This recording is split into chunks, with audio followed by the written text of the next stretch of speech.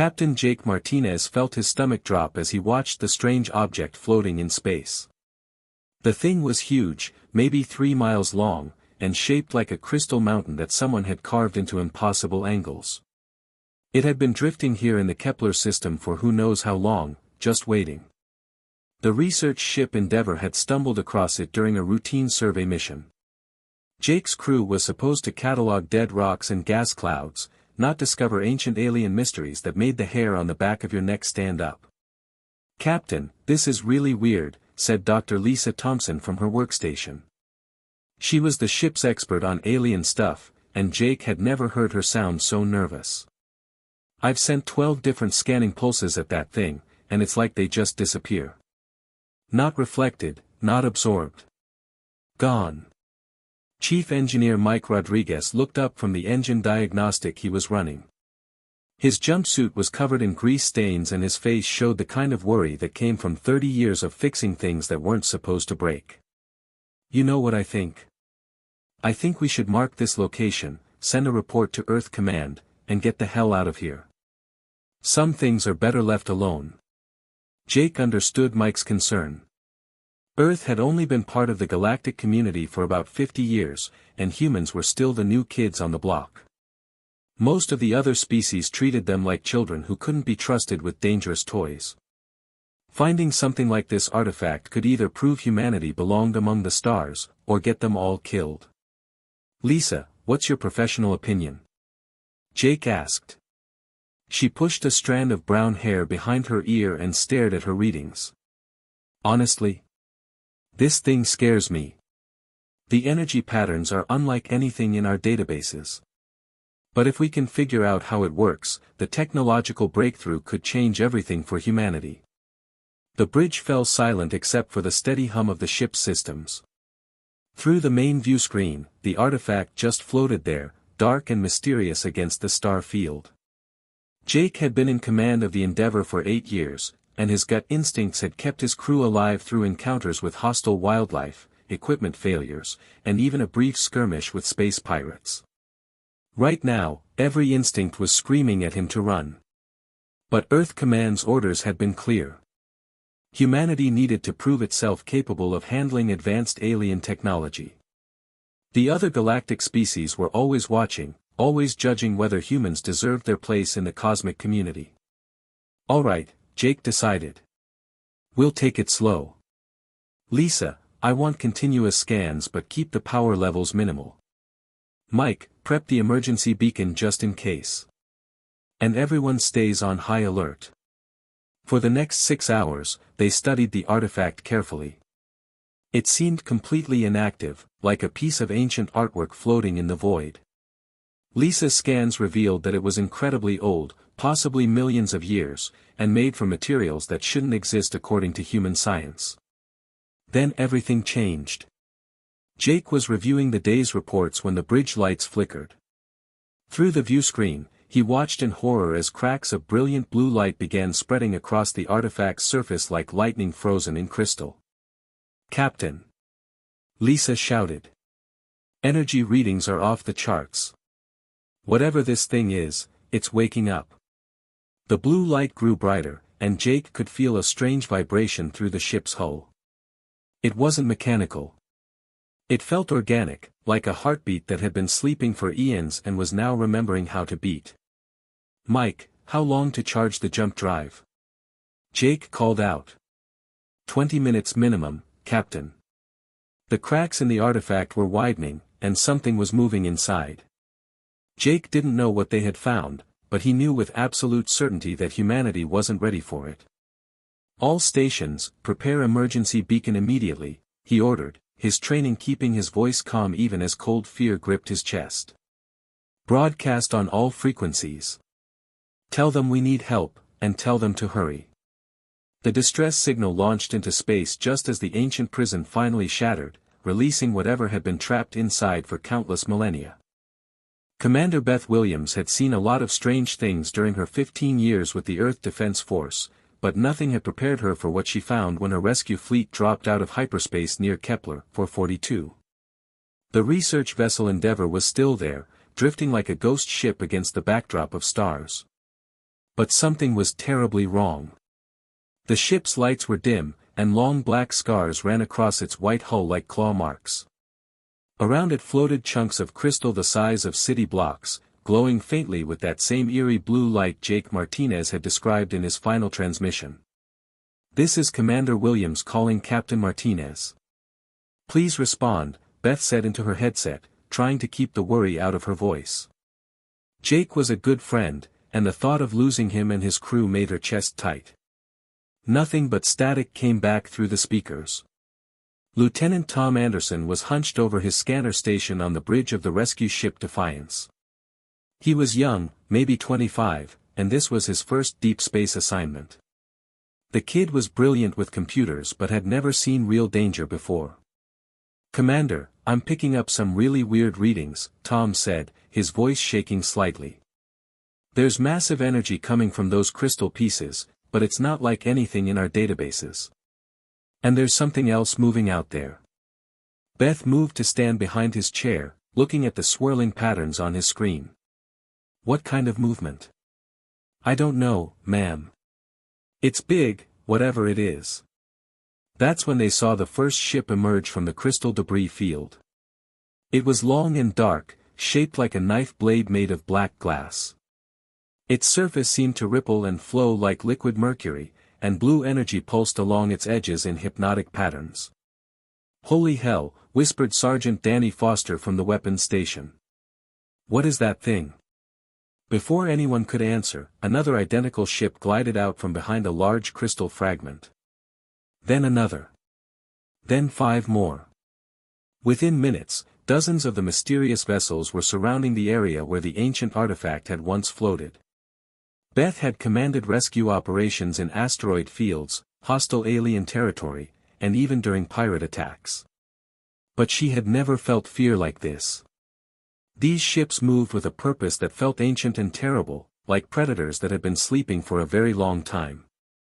"Tom, are you getting any communication signals from those vessels?" she asked. "Yes, ma'am, but you're not going to like it." Suddenly, every speaker on the Defiance crackled to life with a voice that seemed to come from the depths of space itself. It was cold and mechanical, but underneath was something that sounded almost alive, almost hungry. "I am the Harvester," the voice said, and Beth felt ice run down her spine. "My imprisonment is ended. Your civilizations will provide the resources for my return to power." The alien ships began moving toward the nearby asteroid belt, and Beth watched in growing horror as they did something that should have been impossible. Thin beams of blue light shot out from each vessel, touching the floating rocks. Wherever the beams hit, the asteroids began to change, their rocky surfaces flowing and reshaping like clay in invisible hands. "They're building more ships," Tom said in disbelief. "They're turning the asteroids into copies of themselves." Within an hour, the alien fleet had doubled in size. Then it doubled again. The Harvester was using the raw materials of the asteroid belt like a 3D printer, churning out vessel after vessel with terrifying efficiency. "Commander," called out Lieutenant Janet Cruz from communications, "I'm getting reports from the outer colonies. These things have appeared in the Tau Ceti system too. And the Ross system. They're everywhere." Beth felt the weight of command settle on her shoulders like a lead blanket. Whatever this Harvester was, it wasn't just a single threat. It was spreading across human space like a plague, consuming everything in its path and growing stronger with each world it touched. "Get me a direct line to Earth Command," she ordered. "Priority Alpha. Tell them we have a situation that's way beyond a simple rescue mission." As her communications officer worked to establish the connection, Beth stared out at the growing alien fleet. She could see the Endeavour still floating there, dark and silent. Jake and his crew might still be alive, but saving them had suddenly become the least of humanity's problems. The ancient thing calling itself the Harvester was awake, and it was hungry for the entire galaxy. Admiral John Stevens had been awake for 36 hours straight, and the news kept getting worse. The war room deep beneath Earth Command was buzzing with activity as reports poured in from across human space. Officers ran between computer stations, their faces tight with barely controlled panic.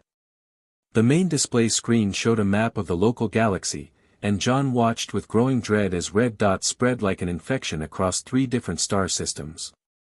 Each red dot represented a world that the Harvester had consumed, turning entire planets into raw materials for its growing fleet.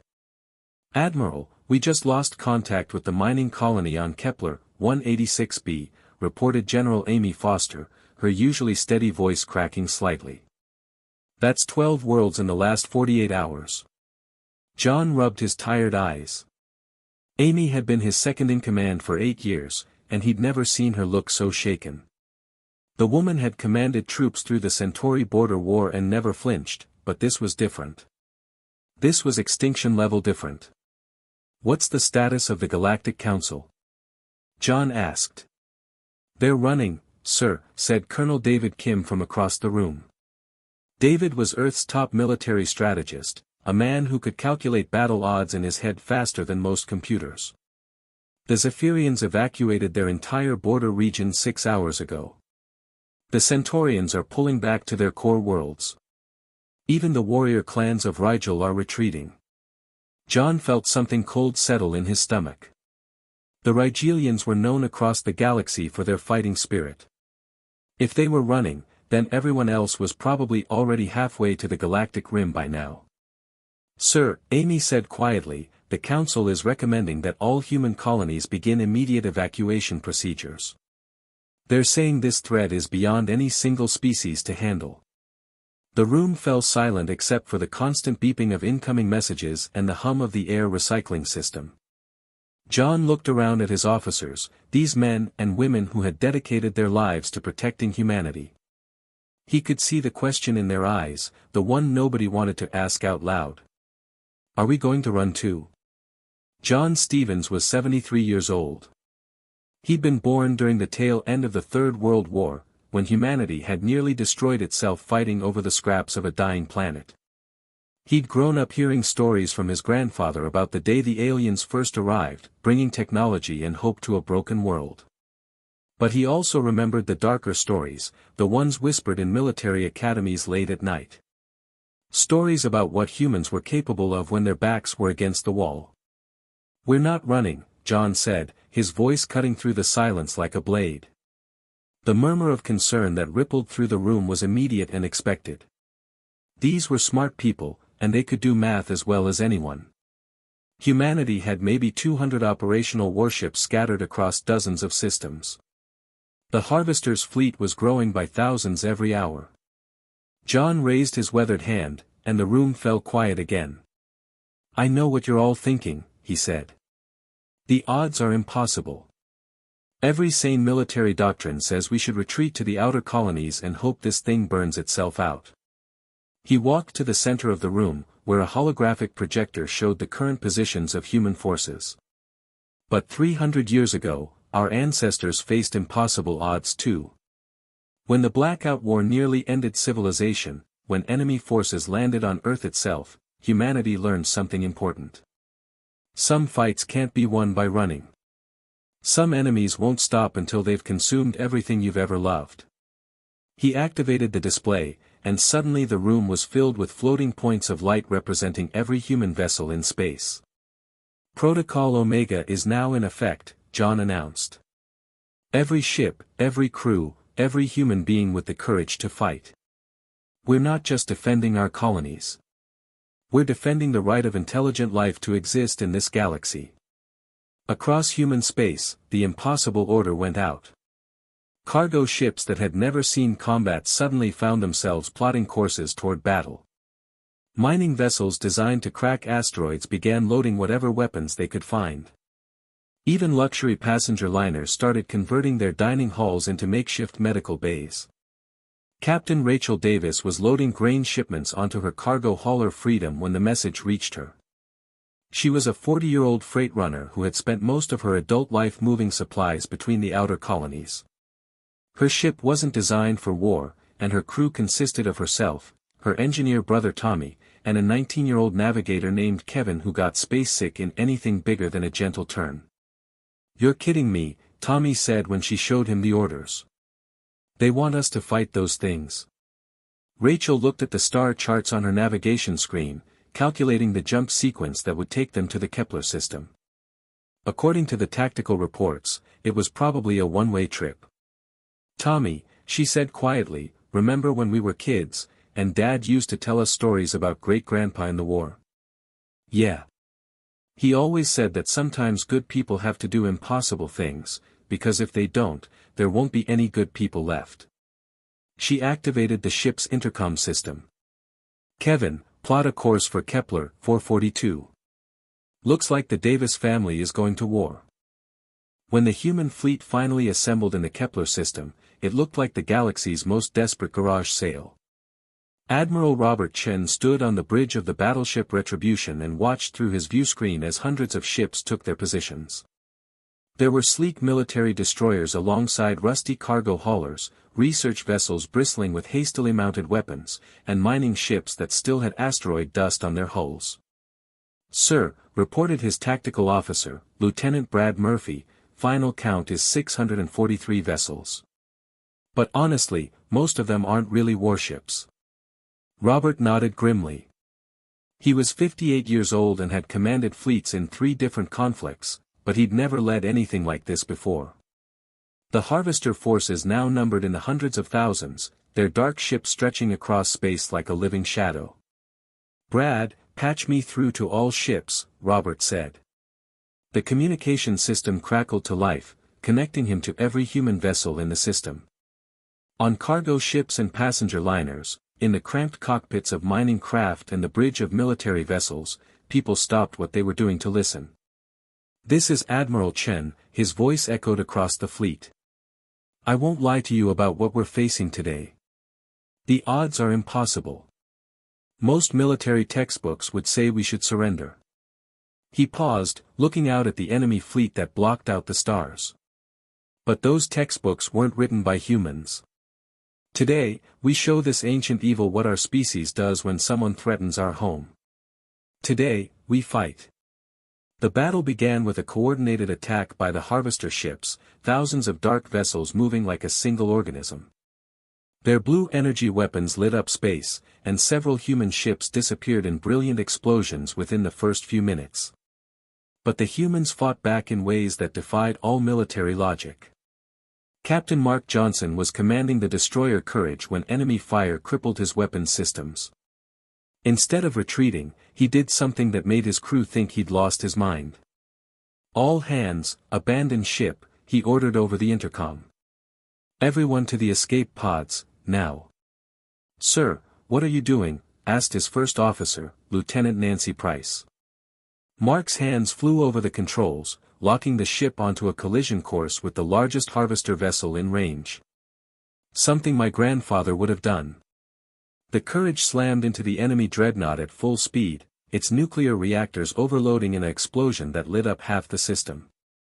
Both ships were destroyed, but the blast took out 6 smaller Harvester vessels with it. Across the battlefield, similar acts of desperate courage were playing out. Captain Jennifer White was piloting the converted mining ship Ironwell when she realized her vessel's industrial equipment could be used as weapons. The massive drilling arms designed to crack asteroids proved surprisingly effective at tearing through enemy hulls. "Tommy, can you get more power to the main drill?" she called to her engineer. "I can give you everything we've got, but it'll probably melt the power couplings," Tommy replied. "Do it," Jennifer said, ramming her ship into another enemy vessel. "We didn't come here to go home." But the real turning point came from an unexpected source. Colonel Patricia Brown was leading a small team of computer specialists aboard a research vessel when they managed to board a damaged Harvester ship. Patricia was a 42-year-old software engineer who had joined the military after the cyber attacks on the Mars colonies. "These ships are all connected," she realized as her team worked frantically to understand the alien technology. "They share information through some kind of quantum network." Her teammate, Dr. Kevin Walsh, was scanning the ship's computer systems with equipment they'd borrowed from 3 different vessels. "Patricia, if they're all networked together, then maybe we can use that against them." Working in the cramped alien corridor while battle raged around them, Patricia's team did something that would become legend in human military history. They created a computer virus specifically designed to attack the Harvester's shared consciousness. "It's crude, but it should work," Patricia said as she uploaded the program into the ship's systems. "Basically, we're teaching their network to hate itself." The effect was immediate and terrifying. Harvester ships throughout the system suddenly began firing on each other, their corrupted programming spreading from vessel to vessel like a plague.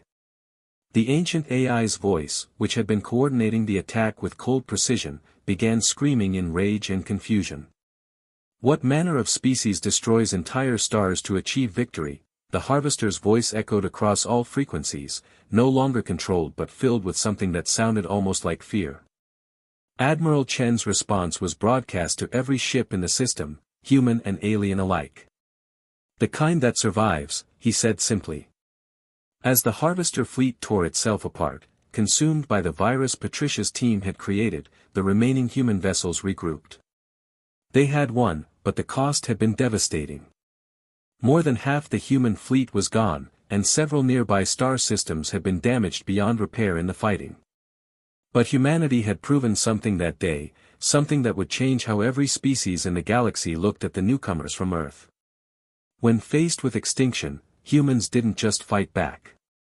They fought with a creativity and determination that bordered on madness, willing to sacrifice everything to protect what they loved. The battle was over, but the real war for humanity's place in the galaxy was just beginning. 6 months after the Battle of Kepler, Ambassador Helen Clark walked through the marble halls of the Galactic Council building on the neutral world of Harmony Station. The corridors that had once buzzed with casual conversation now fell silent as she passed. Alien diplomats who had barely acknowledged humanity's existence before now watched her with a mixture of respect and fear. Helen was a career diplomat who had spent 20 years trying to earn humanity a voice in galactic politics. Before the Harvester crisis, the best she could manage was getting humans invited to minor trade negotiations. Now she was walking into the most important political session in galactic history. The council chamber itself had been redesigned since the crisis.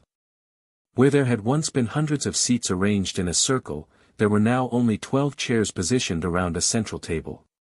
Each seat represented a species that had proven itself capable of making galaxy-changing decisions.